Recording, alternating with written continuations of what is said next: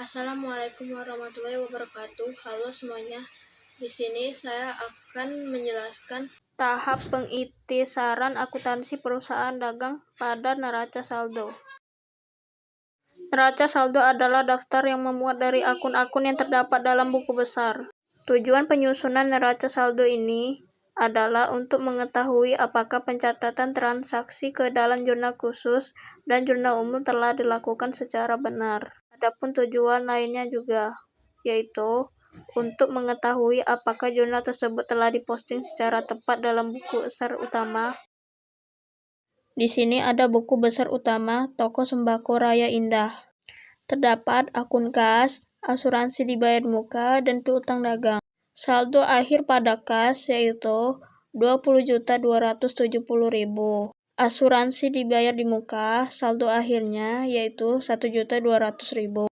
Dan piutang dagang, saldo akhirnya yaitu 7.300.000. Jika didebit, maka bertambah, dan jika dikredit, berkurang. Selanjutnya, ada akun persediaan barang dagang, perlengkapan, peralatan, dan akumulasi penyusutan peralatan. Sama juga seperti sebelumnya.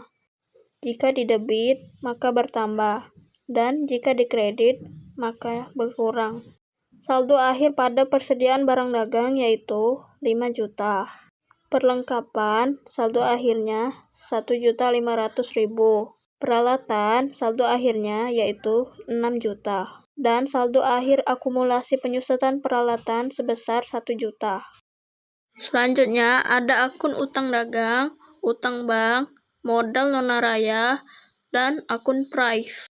Sama seperti sebelumnya. Saldo akhir pada utang dagang yaitu 7.200.000. Utang bank, saldo akhirnya sebesar 5 juta. Saldo akhir modal yaitu 24.700.000. Dan prive sebesar 300.000. Selanjutnya ada akun penjualan, retur penjualan, dan potongan penjualan. Ini juga sama seperti sebelumnya.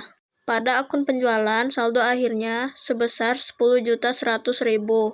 Saldo akhir retur penjualan sebesar 200.000. Dan potongan penjualan, saldo akhirnya sebesar 160.000.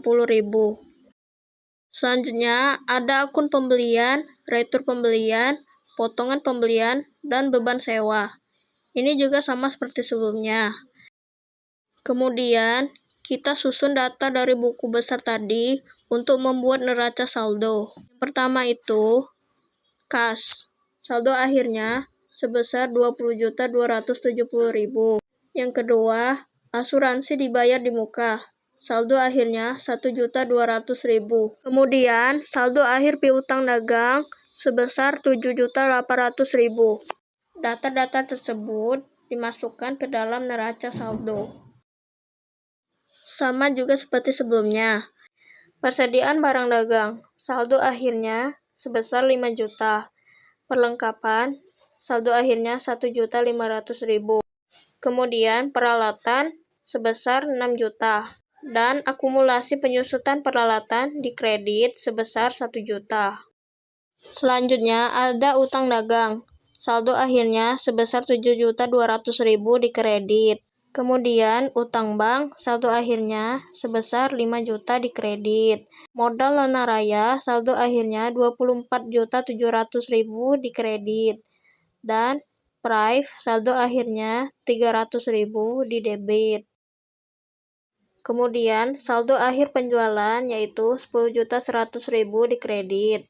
Retur penjualan saldo akhirnya sebesar 200.000 didebit.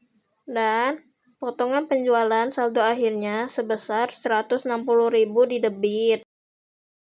Selanjutnya, pembelian saldo akhirnya sebesar 5.200.000 didebit. Retur pembelian sebesar 300.000 dikredit.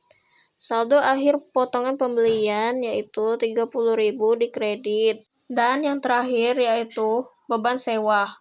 Saldo akhirnya sebesar 1.200.000 didebit.